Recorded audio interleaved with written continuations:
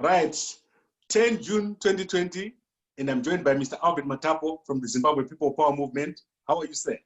I'm fine. Thank you very much, Mr. Zimbabwe. How about you? Very well, thanks.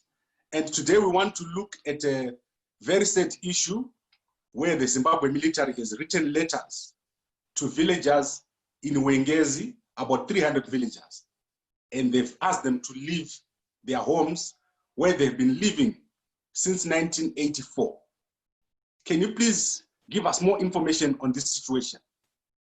Yes, it is said that the army has written a letter to Rufuka village, 14B, that they are illegally occupying an area in Wengezi where they've been staying, or which was allocated to them in 1984. So they've been there for the past 36 years. But the army is claiming that they were allocated the same piece of land in 2003. So it is surprising that the army is claiming that they came in 2000, they were given in 2003, and they are saying people who occupied it in 1984 are illegal. How can they be illegal? Anyway, let's put that aside. The most important thing at this point in time is that these villagers are Zimbabweans. How can any group of Zimbabweans be regarded as illegally occupying an area? It means they are homeless. Whose responsibility is it to allocate these villagers, or to make sure that these villagers have got somewhere to live? Remember, these villagers, they built their houses on their own. They put up maybe boreholes, whatever, deep wells. They've got gardens, they've got their crows, they've got their livestock, they've got everything at that particular place. And somebody just coming up and say, you are illegally occupying that place. Imagine, these people, they built their own schools at that area. They've got possibly some clinics there, and so on, their livelihoods. But how can a government wing honestly approach villagers, poor villagers, and say you are illegally occupying an area? This is worrisome. Today is them, but tomorrow is someone else. So the problem that we are facing at this point in time is that these people, they are actually being told to vacate by the 30th of June. The letter was written on 7 March, but only to be delivered on 8 June. And they are told that they should leave by the 30th of June. Honestly, is that practical? Why are we doing this as Zimbabweans? This is something that has touched me, and it's touching me so much.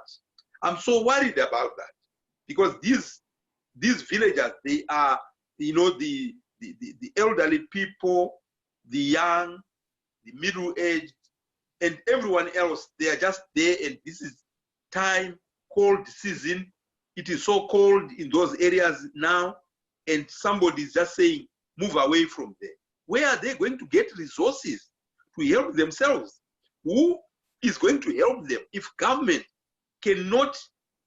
I mean, it's the responsibility of government. Look for another piece of land, allocate plots for them, build, some shelters for them, then ask and then move them to that place, because they are in their country, and you cannot say people who are in their country, they are illegally occupying a place. That's not acceptable. So this is the biggest challenge that we have. And the person who wrote this letter is called Brigadier General George Chitra. I'm surprised the George Chitra is doing this kind of thing. I know him. He was serving Mugabe government, and he is the one who was leading a team that was setting up court cases at Chikurubi Maximum Prison when I was still in prison. He is the one who was leading the team that was coming, that wanted to try me in prison. This is the same Chitra guy. And now he is leading again another team to go and victimize innocent villagers. How can that be acceptable? Where is these people? Where are their hearts? Where are they using their brains to think or something else. So this is one thing that is really worrying me, and I don't know what to say. Zimbabweans, this is time that we must open up our eyes. We must open up our brains and come together. This is why Zimbabwe People Power Movement is saying we cannot allow this to go on and on. We cannot allow this to continue.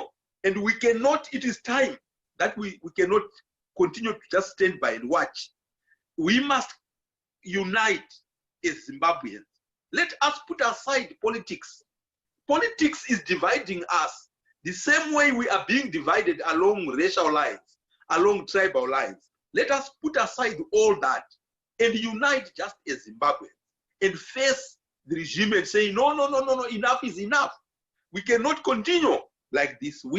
Our country has no money, our country has no jobs, our country has no food, our country has no land. They are busy taking this piece of land so that they can allocate a military base for Chinese, so that the Chinese can come in and set up their military bases, so that they can prepare for whatever future wars. And that way we are being recolonized, we are being colonized by the Chinese, and we cannot allow that. It's something that Zimbabweans should come together. Look at what this same government is doing. They are taking advantage of lockdown to keep on oppressing Zimbabweans. They are using lockdown to actually punish the people of Zimbabwe. The people of Zimbabwe are being punished through this lockdown. We should not allow this. I mean, are we all seeing this? And is this okay? Why are we quiet about this? We cannot keep on like this. I mean, lockdown is okay. I'm not saying lockdown is bad, but it should be done humanely. It should be done in a proper way.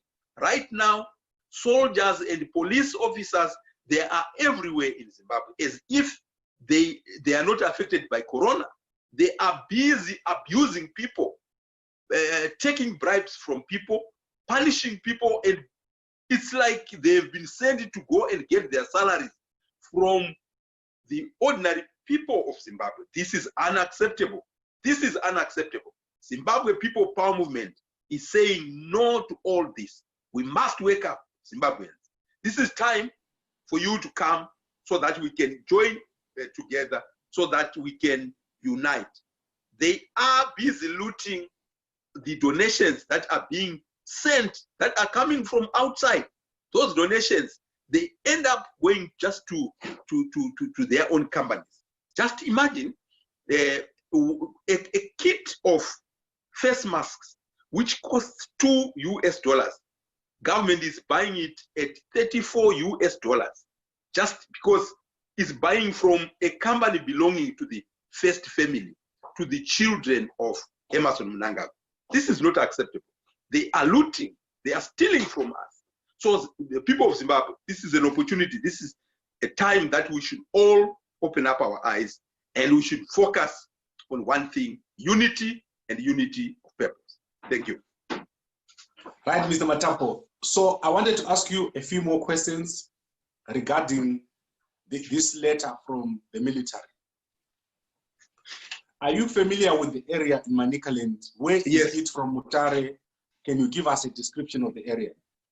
Yes, the area is called Wengezi area, and each villager has been allocated, or rather was allocated 12 acres of farming land. So each villager has got a piece of land which is about 12 acres. And you see there is a Wengezi River that passes through that area. It's a high rainfall area, and people grow their crops and what have you, which they take to the market. It's quite good area for the villagers, and I'm surprised that they can be pushed from there. Okay, so you mentioned that the Chinese could be planning to come in there and set up a military base. What kind of military base is there around Wengezi, the existing one? Yes, at the moment, because it's three brigade covers that area. So most of the military bases in that area are in Mutare where there is 3-0, 3-1, and 3-2. And then there is also another one which is in Rusape, which is also part of 3 Brigade. Then so the 3 Brigade is actually fully accommodated. It's fully accommodated. They've got their own areas. But this is an extension of 3 Brigade, which they then want this the Chinese to occupy and do whatever, because it's a mountainous area. It's an area that has got mountains and valleys and so on. So they would want this area possibly to hide their weapons underground, under the mountains. Maybe they want to drill and put some weapons under the underground and so on and so forth. So it's a very strategic area in terms of the military, yes, but do we need that? That's not what we need. We don't need that at this point in time, because we want people to benefit, to have something to eat. Okay, so in terms of the distance from the local community, is the local base, the existing base, very close to where people are living now? No, it's far. It's actually far. Yes, since 2003, they've been going to this area, close to this area, just to do some military exercise. But they did not have an actual base there. But it's something that they want to establish right now and have something which is permanent. That's why now they want to remove all these villagers. Removal of villagers is not a problem. But what is a problem is that it is government responsibility to make sure that they make alternative provisions somewhere which are suitable for these people. It is not fair to say they are illegally occupying this area and that they should move by 30th. So this is why I've come here. This is a plea to the human rights lawyers, to everybody, so that people can talk about it and a government can then come in and do something, instead of just pushing these people and say, we are forcibly removing these people. I'm against them being evicted, instead of them being provided with alternative accommodation somewhere else, in peace and without any reason to force them. Okay, a similar situation occurred, I think, in Manicaland again, in the areas around Chisumbanje and Chiadzwa, where people were moved from their fields and from their homes. Is there any possibility of the government having a long-term plan instead of operating in this way when they have a project?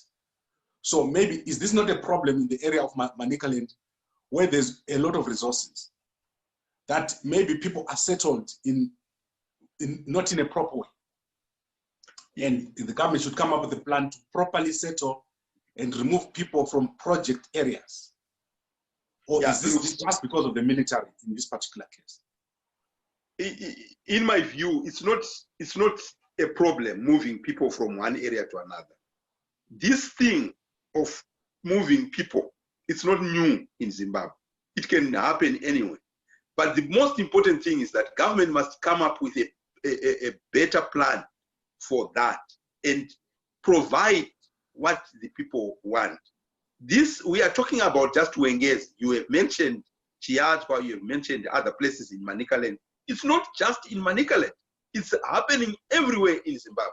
Some of the stories don't even come out. And I'm saying this is a biggest weakness of our government, to be doing that kind of thing to humans. Where is the, where are they respecting the rights, the inalienable rights of citizens? They have to respect them by providing them with alternatives. So government should actually come up with a plan, with plans, suitable plans to accommodate people. When they come to such kind of a situation, they have to accommodate them somewhere. They have to come up with, better plans. That's the point. Okay, then the other issue is that we're currently in lockdown. If people are to be moved at the end of June, how would that work, given that we're in lockdown? It will never work. It will never work because you see, one, we are in lockdown. Two, these people are just poor villagers. They don't have anything. Where are they going to go? This is going to exacerbate the, the COVID. Wherever they go to their relatives to go and squat with other people, I mean, it's not workable at all. I mean, it's so sad to say the least that people are being treated like this. Right, Mr. Albert Matapo from the Zimbabwe People Power Movement, thank you very much for bringing attention to the issue of the Zimbabwe military moving forcibly villagers from Wengezi to make way for a Chinese military base. Is there anything else you want to say before we close? Yeah, thank you very much. I just to say that, we Zimbabweans, we need to unite. We need unity and unity of purpose. It is time that we should say enough is enough, because this thing continues to happen. There are a lot of bad things that are going around in our country. Remember those two ladies were beaten up by the police in Bulawayo. Another guy, Bekani Moyo, 20 years old, was just shot in cold blood in Slovela. A lot of things, those three ladies, Joanna Mamombe, Netsai, and the other, they were just tortured, abducted like that. And a lot of things continue to happen. We have got so many people who are missing. And this is the regime that is doing this kind of thing. We cannot allow this. They have crossed the red line, and we should not allow this. Let us unite Zimbabweans under Zimbabwe People Power Movement and do one thing together. Thank you very much. Thank you very much, Mr. Albert Matapo. I'll have you back again very, very soon. Thank you very much, sir. Thank you so much. Thank you, sir.